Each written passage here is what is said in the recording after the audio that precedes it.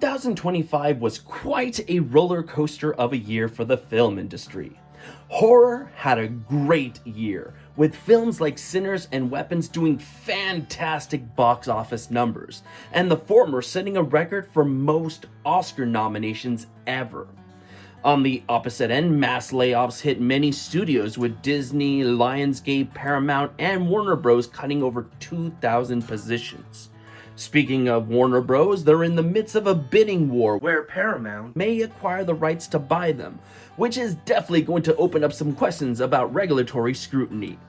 Meanwhile, anime continues to shine, with the newest Demon Slayer film now being the highest grossing anime film of all time. It was also nominated for Animated Feature Film at the Golden Globes and was mentioned on the BAFTA long list, which proves it's only a matter of time before the Academy Awards start to take this genre seriously. On the flip side, we lost some big talent in 2025, including Diane Keaton, Robert Redford, Gene Hackman, David Lynch, Val Kilmer, and Rob Reiner, just to name a few.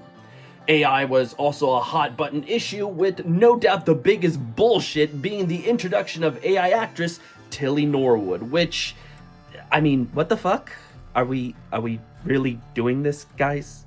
Alright, now let's switch to Oscar mode, because the real reason you're all here is to celebrate my yearly road to the Academy Awards.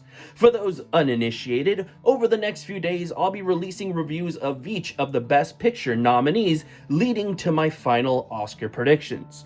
I'll also be reacting to the winners, where I'll be taking a shot for every wrong prediction I give.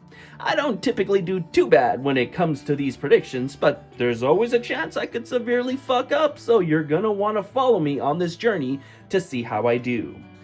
Taking a look at the Best Picture nominees themselves, I gotta say, this is quite a great lineup we have this year. Sure, it's not perfect, but I generally think that this is one of the better lists I've seen in some time. And even though we all pretty much know who the winner is gonna be, it's always fun to imagine the scenarios of someone else being crowned the king. Does Begonia show that Yorgos Lanthimos can do no wrong and convince us that things are definitely going to fall in his favor?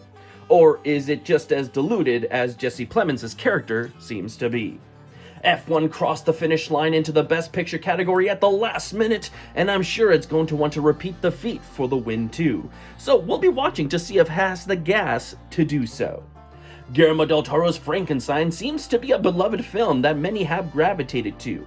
Will a majority of the voting party also be able to look past the horrific faults of the film to see the beauty of the creature underneath?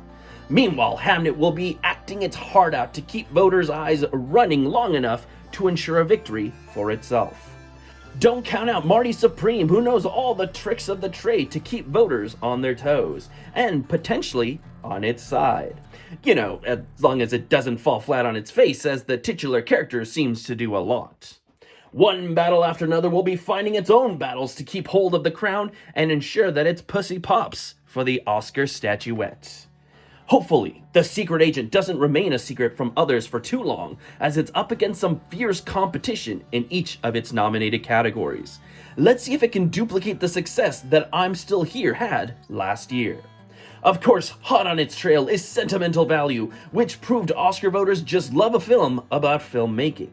With as many acting nominations as this movie got, it's clear the family dynamic is anything but unstable here. Then there's Sinners, which broke the record for most nominated film in Oscar history with 16 nominations total. With as thirsty as this bad boy is, it would be a shame if it didn't take home some wins of its own. Here's hoping it can convert enough voters to its side. Lastly, we have Train Dreams, which is definitely the most chill of the nominees. Will its dreams of Oscar victory come true, or did it miss that train long ago? There's a lot to go over, so now would be the best time to subscribe if you haven't, so you can see my thoughts on all these films. Plus, we gotta find out if this is the year I finally succumb to alcohol poisoning. Either way, it's gonna be fun, so stick with me. This is my road to the 2026 Academy Awards.